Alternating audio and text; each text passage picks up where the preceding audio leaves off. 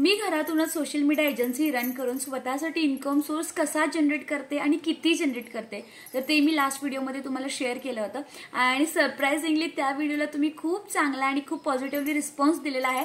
त्याबद्दल सगळ्यात पहिला तुमचा खूप खूप थँक्यू। तर त्या व्हिडिओ सोबतच तुमच्या मनामध्ये बरेच प्रश्न आले की सोशल मीडिया एजन्सी नक्की काय असते, ती कशी चालू करायची असते, त्याच्यासाठी कोणते स्किल्स लागतात किंवा कोणत्या नवीन गोष्टी आपल्याला शिकाव्या लागतात। हे बरेच मला मेसेजेस सुद्धा आलेत आणि डीएम सुद्धा आलेले आहेत, कमेंट सुद्धा आलेले आहेत आणि त्याच सगळ्या प्रश्नांचं उत्तर देण्यासाठी आजची माझी ही स्पेशल व्हिडिओ। नमस्कार, मी क्षितिजा आणि आजच्या आपल्या नवीन व्हिडिओमध्ये मी तुम्हा सगळ्यांचं मनापासून खूप खूप स्वागत करते। आता सोशल मीडियाची एजन्सी चालू करण्याच्या आधी थोडंसं लक्षात घेऊयात की सोशल मीडिया म्हणजे नक्की काय आहे।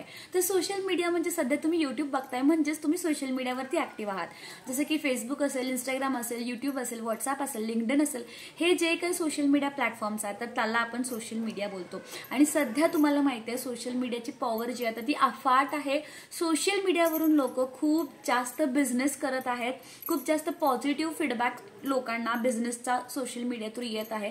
त्यामुळे व्यवसाय छोटा असू देल किंवा व्यवसाय मोठा असू देल, सध्या सोशल मीडियावरती प्रेझेंट राहणं, सोशल मीडियावरती आपले प्रॉडक्ट्स असतील किंवा सर्व्हिस असतील तर ते शोकेस करणं सध्या खूप जास्त प्रत्येक व्यवसायासाठी महत्त्वाचं ठरलेलं आहे। कारण इकडून लोकांना खूप जास्त बिझनेस येतात आणि त्याचमुळे आता इंट्रोड्यूस झालेले आहेत सोशल मीडिया मॅनेजर्स किंवा सोशल मीडिया एजन्सीज।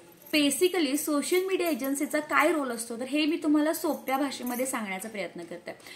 सपोज एखाद्याचं पार्लर आहे, एखाद्याचं सलून आहे, तर त्यांना त्यांच्या सोशल मीडिया अकाउंट्सवरती ऍक्टिव्ह राहायला लागतं। आपण एक्झाम्पलसाठी गृहीत धरूयात की फेसबुक आणि इंस्टाग्राम त्यांचे दोन सोशल मीडिया अकाउंट्स आहेत, तर तिथे त्यांना ऍक्टिव्ह राहायला लागतं। तर प्रत्येक वेळी ते जे सलूनचे ओनर आहेत तर त्यांना पॉसिबल नाही आहे त्यांचे अकाउंट्स आहेत तर ते अपडेट ठेवण्यामध्ये, अकाउंटसाठी कॉन्टेंट क्रिएट करण्यामध्ये किंवा ग्राफिक्स जे असतील तर ते डिझाईन करण्यामध्ये, कारण सलूनसाठी वेगवेगळे post, stories, brochure, visiting card, बराच ब्रँडिंगचा मटेरियल लागतो किंवा पेड ऍडव्हर्टिजमेंट करायची असेल, डिजिटल ऍडव्हर्टिजमेंट करायची असेल तर प्रत्येक वेळी जे सलूनचे ओनर आहेत तर त्यांना हे पॉसिबल नसतं की त्यांचा जो व्यवसाय आहे तर तो अपडेट ठेवणं सोशल मीडिया साईट्सवरती आणि त्या थ्रू इन्कम सोर्स जनरेट करणं किंवा त्या थ्रू लीड्स जनरेट करणं हे त्यांना पॉसिबल नाही आहे। अशा वेळी इंट्रोड्यूस होतात सोशल मीडिया मॅनेजर्स, जे त्यांचा व्यवसाय आहे तर ते सोशल मीडियावरती ऍक्टिव्ह ठेवतात, सोबतच तो ऑर्गॅनिकली किंवा पेड ऍडव्हर्टिजमेंट थ्रू बूस्ट करण्याचा प्रयत्न करतात, तर त्यालाच आपण बोलतो सोशल मीडिया एजन्सी।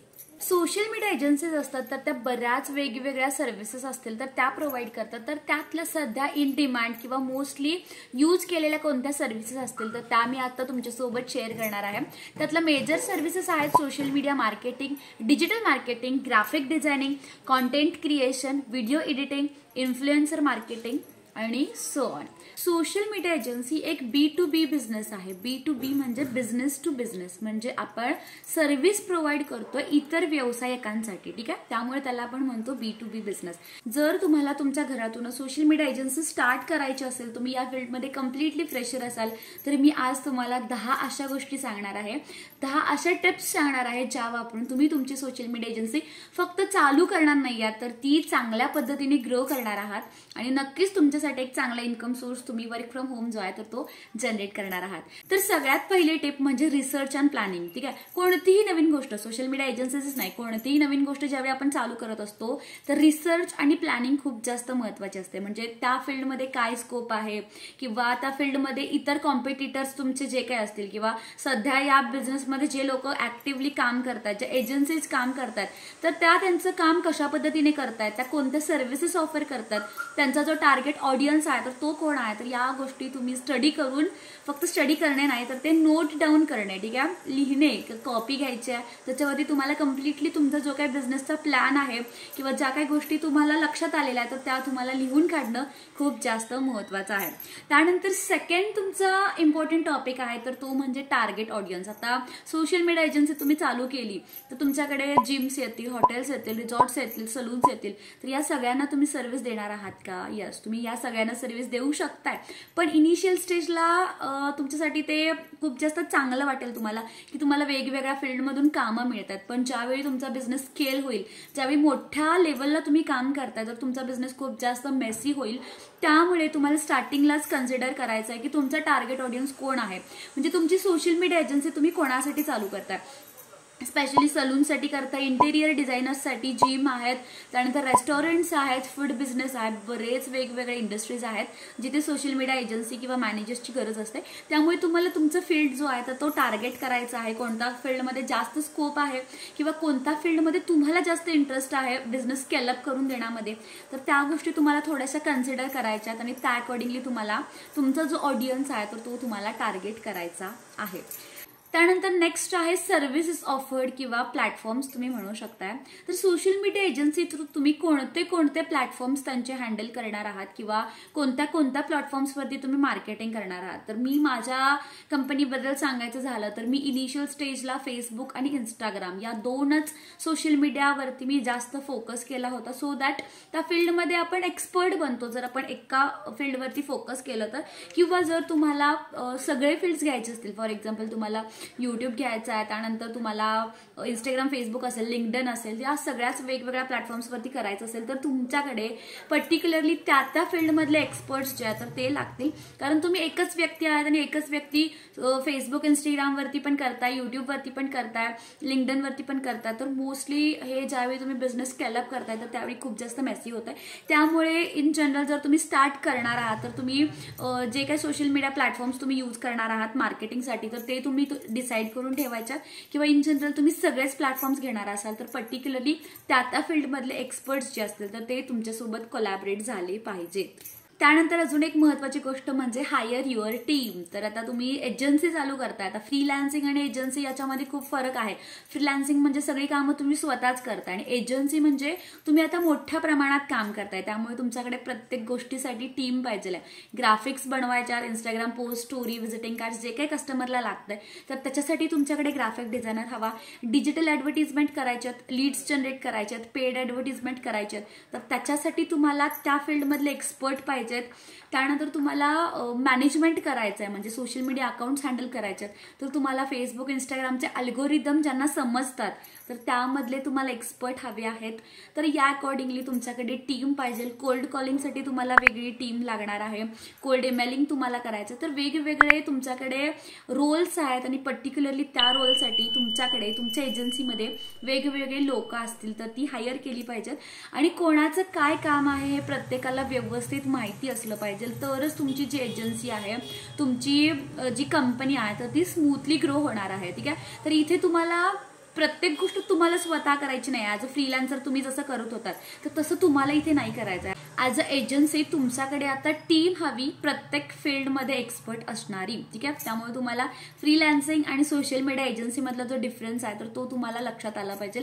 जर तुमच्याकडे वेगवेगळ्या कामासाठी टीम असेल तर तुम्ही ॲज अ इंडिव्हिज्युअल तुमचा बिझनेस स्केलअप करण्यासाठी, तुमची स्वतःची मार्केटिंग करण्यामध्ये किंवा तुमच्या बिझनेसचं ग्रोथ करण्यामध्ये तुम्ही कॉन्ट्रीब्यूट करू शकता, जे की त्या स्टेजला खूप जास्त महत्वाचं असतंय. त्यामुळे प्लीज हायर टीम. आता हायर टीम हायर कशी करायची हा सुद्धा खूप जणांचा प्रश्न असतो.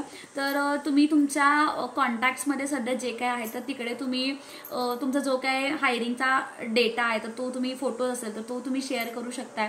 किंवा तुम्ही जे काय सोशल मीडिया प्लॅटफॉर्म्स आहेत जसं की फेसबुक असेल, इंस्टाग्राम असेल, लिंक्डइनवरती वेगवेगळे फ्रीलान्सर्स तुम्हाला मिळतात तर त्या अकॉर्डिंगली तुम्हाला हायर करून घ्यायच्यात लोक. तर हायर करायच्यात लोक म्हणजे तुम्हाला पर्टिक्युलरली एक ऑफिस हवा आहे आणि त्या ऑफिसमध्ये सगळे लोक येऊन बसणार आहेत अशातला काहीच भाग नाही आहे. प्रत्येक लोक जे आहेत ते तुमच्यासाठी फ्रीलान्सिंग करणार आहेत. फॉर एक्झाम्पल रील्स बनवणारी एखादी व्यक्ती असेल जी की व्हिडिओ एडिटर असेल तर ती तुम्हाला फ्रीलान्स व्हिडिओ एडिटिंग करून देणार आहे. म्हणजे ती व्यक्ती त्याच्या घरातून तुमच्यासाठी व्हिडिओज बनवून देणार आहे. ग्राफिक डिझायनर आहे, फ्रीलान्स ग्राफिक डिझायनर, ती व्यक्ती तुमच्या रिक्वायरमेंट प्रमाणे त्यांच्या घरातून तुमच्यासाठी डिझाईन्स जी असेल तर ती बनवून देणार आहे. तर यामुळे आय थिंक खूप कॉस्ट इफेक्टिव्ह आहे. तुम्हाला कुठल्याही ऑफिसचं रेंट भरायचं नाही आहे, इलेक्ट्रिसिटी बिल्स, इंटरनेट बिल्स, तर याचा तुम्हाला काहीच लोड नाही आहे. त्यामुळे हा जो व्यवसाय आहे तो तुम्ही झिरो इन्व्हेस्टमेंट पासून चालू करू शकता. त्यानंतर नेक्स्ट म्हणजे बिल्ड युअर ब्रँड. तर तुम्हाला आता टीम मिळाली आहे किंवा तुम्हाला बाकीच्या ज्या गोष्टी असतील तर त्या सॉर्ट झाल्यात, म्हणजे तुमचं टार्गेट ऑडियन्स कोण आहे किंवा तुम्ही कोणते प्लॅटफॉर्म्स यूज करणार आहे. आणि अशा वेळी तुम्हाला तुमचा एक ब्रँड म्हणून काम करणं खूप जास्त महत्त्वाचं आहे. म्हणजे तुमचा ब्रँडचं लोगो असणं महत्त्वाचं आहे, ब्रँडला तुमचं एखादं नाव असणं आणि ते जे असेल तर तुमचा सोशल मीडियावरती ऍक्टिव्ह प्रेझेन्स असणं. म्हणजे तुमचे फेसबुक अकाउंट्स अपडेटेड असणं, तुमच्या ज्या काही सर्व्हिस तुम्ही प्रोव्हाइड करताय तर त्या तिथं शोकेस करणं. त्यानंतर तुमचं युट्यूब अकाउंट तुम्ही ओपन करू शकताय, त्याच्यावरती तुमची जी काही इन्फॉर्मेशन असेल तर ती तुम्ही तुम्ही अपडेट करू शकताय. गुगल माय बिझनेसला तुम्ही तुमचं ब्रँडचं रजिस्ट्रेशन करू शकताय. तिकडे तुम्ही टेस्टिमोनियल्स किंवा रिव्ह्यूज जे असतील तर त्या घेऊ शकताय तुमच्या क्लायंट्सकडून. आणि त्यानंतर अजून एक महत्त्वाची गोष्ट म्हणजे पोर्टफोलिओ किंवा क्लायंट टेस्टिमोनियल्स. तर पोर्टफोलिओ किंवा क्लायंट टेस्टिमोनियल्स तेव्हाच मिळणार आहे ज्यावेळी तुमच्याकडे पहिलं क्लायंट येणार आहे. त्यामुळे पहिलं क्लायंट तुमच्याकडे कसं येणार आहे तर त्याच्याकडे थोडंसं तुम्ही जास्त फोकस करा.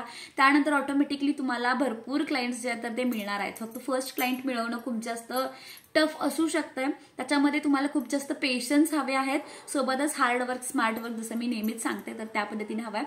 तर फर्स्ट क्लायंट तुम्हाला मिळण्यासाठी त्या पर्टिक्युलरली क्लायंटला तुम्ही 50% ऑफ देऊ शकताय किंवा काही सर्व्हिसेस असतील तर ते फ्री ऑफ कॉस्ट सुद्धा देऊ शकताय. सो दॅट तुमचा एक पोर्टफोलिओ जो आहे तुमच्या कामाचा तर तो तयार होणार आहे. त्यामुळे तुम्ही सध्या तुमच्या जे ओळखीचे व्यावसायिक आहेत, फॉर एक्झाम्पल कोणाचं सलून असेल, जिम असेल, हॉटेल असेल, रिसॉर्ट असेल, तर त्यांचे जे ॲडव्हर्टिजमेंट्स आहेत तर ते करायला घ्या. त्यांचे फेसबुक अकाउंट्स, त्यांचे इंस्टाग्राम अकाउंट्स जे असतील तर ते हँडलिंगसाठी घ्या. आणि एका महिन्यामध्ये तुम्ही त्यांच्या अकाउंटवरती काय प्रोग्रेस करू शकताय, म्हणजे किती फॉलोअर्स आहेत आणि एका महिन्यामध्ये तुम्ही त्यांच्या ऑर्गॅनिकली किती फॉलोअर्स वाढवू शकताय, कशा टाईपच्या रील्स तुम्ही त्यांना देऊ शकताय आणि ओव्हरऑल बिझनेस सेटअप करण्यामध्ये किंवा ऑनलाईन थ्रू बिझनेस त्यांना घेऊन येण्यामध्ये तुम्ही त्यांची कशी मदत करू शकताय. तर याच्यावरती तुमचे पुढचे जे क्लायंट्स असतील तर ते डिपेंड राहतील. तर तुम्हाला जर लगेच क्लायंट्स हवे असतील तर नक्कीच तुम्ही 50% ऑफ किंवा कधीतरी सुरुवात करताना तुम्हाला फ्री क्लायंट सुद्धा चालू करावे लागतील. पण स्टार्ट होणं, सुरुवात होणं खूप महत्त्वाचं आहे. त्यामुळे तुमच्या एजन्सीचा श्री गणेशा करा आणि सुरुवात करा.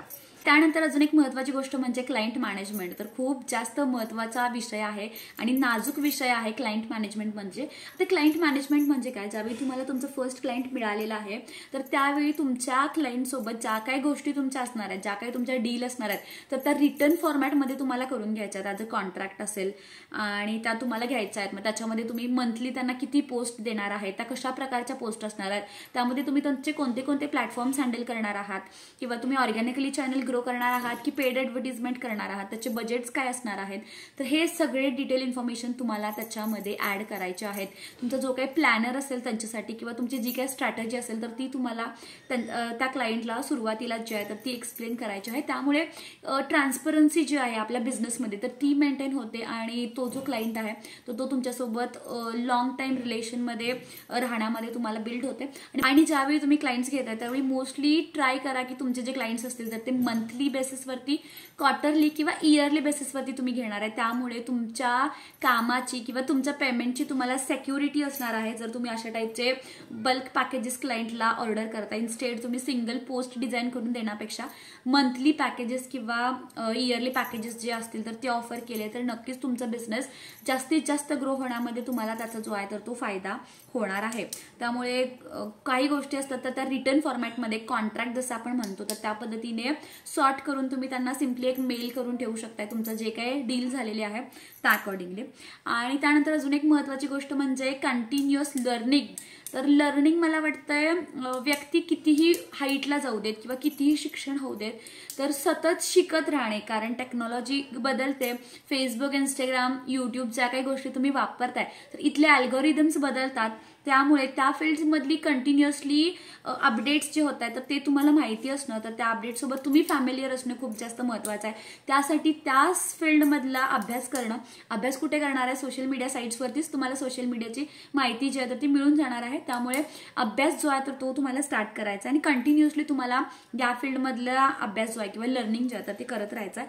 आणि त्यानंतर अजून एक महत्त्वाची गोष्ट म्हणजे मार्केटिंग अँड सेल्स. तर तुमची एजन्सी तुम्ही चालू केलेली आहेत तर ती एजन्सी कशी ग्रो होणार आहे, तुमच्यासोबत जास्तीत जास्त लोक कशी कनेक्ट होणार आहेत, त्यामुळे तुमची बिझनेसची तुमच्या सर्व्हिसची क्वालिटी काय असणार आहे तर ते तुम्हाला थोडंसं लक्ष द्यायचं आहे. आणि तुमचा बिझनेस जास्तीत जास्त लोकांपर्यंत तुम्ही कसा पोहोचवू शकता तर त्याच्यासाठी तुम्हाला प्रयत्न करायचे आहेत. तुम्ही डिजिटल मार्केटिंगचा उपयोग करू शकताय, यूट्यूब मार्केटिंगचा उपयोग करू शकताय, ॲड्स रन करू शकताय, फेसबुकवरती कॅम्पेन, ॲड कॅम्पेन जे आहेत तर ते रन करू शकताय. तुम्ही कोल्ड कॉलिंग जे असतील बिझनेसेसना तर ते कमी करू शकताय किंवा cold WhatsApp activity, email activity तर ती सुद्धा तुम्ही करू शकताय.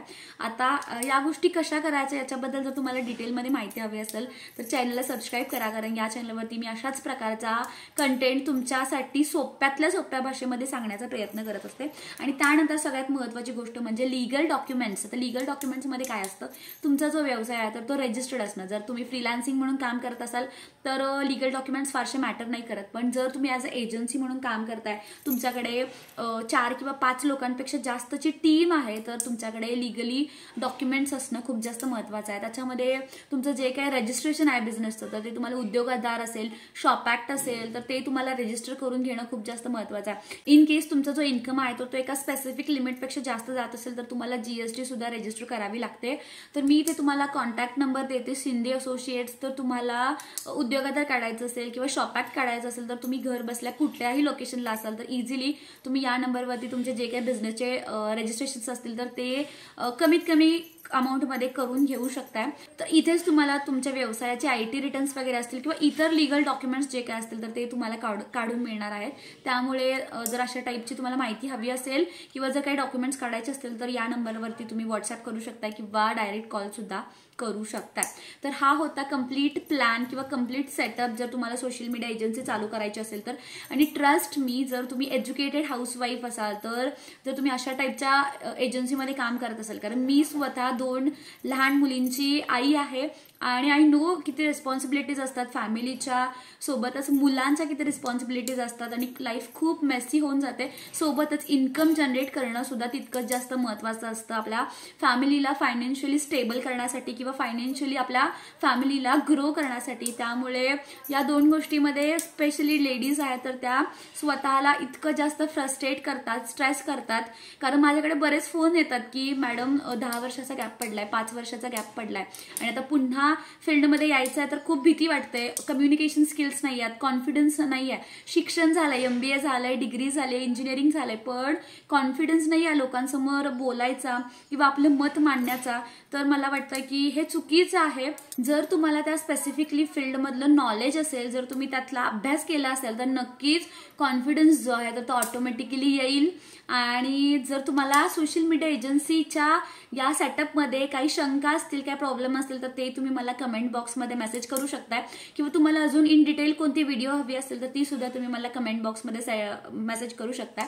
तर तुमचे भरपूर कमेंट्स मला आलेले आहेत, पॉझिटिव्ह कमेंट्स मला आलेले आहेत आणि त्या सगळ्या कमेंट्सचं उत्तर या माझ्या डायरीमध्ये आहे आणि बराच कंटेंट या डायरीमध्ये मी सध्या नोट करून ठेवलेला आहे जो की मी तुमच्यासोबत शेअर करणार आहे. कारण माझी अशी इच्छा आहे की जर मी करू शकते तर तुम्ही पण करू शकताय. त्यामुळे जास्तीत जास्त माहिती तुमच्यापर्यंत सोप्या भाषेमध्ये पोहोचवण्याचा माझा अभ्यास चालू आहे आणि याच्यामध्ये मला फक्त आणि फक्त तुमचा सपोर्ट हवी आहे, तुमची मदत हवी आहे. त्यामुळे जर अशा लेडीजपर्यंत तुम्ही माझं चॅनल पाठवलं, जास्तीत जास्त व्हॉट्सअप ग्रुप्सवरती लेडीजचं चॅनल पाठवलं तर नक्कीच मला त्यातून मोटिवेशन मिळणार आहे अजून चांगला कंटेंट तुमच्यासोबत शेअर करण्याचा. माझ्याकडे कंटेंट सध्या खूप जास्त आहे, पण जसं सगळ्यांचंच असतं की फॅमिली रिस्पॉन्सिबिलिटीजमुळे डेली बेसिसवरती व्हिडिओज अपलोड करणं माझ्यासाठी पॉसिबल नाही आहे. पण यस, अल्टरनेट डेजवरती व्हिडिओज अपलोड करण्याचा मी ट्राय करते आणि नवीन कॉन्टेंट तुझ्यासोबत शेअर करण्याचा प्रयत्न करते. फक्त तुमची सपोर्ट हवी आहे. ही व्हिडिओ तुम्हाला कशी वाटली ते कमेंट करून नक्की सांगा आणि जर व्हिडिओ आवडली असेल तर चॅनलला लाईक, शेअर आणि सबस्क्राईब करा. Thank you so much for watching.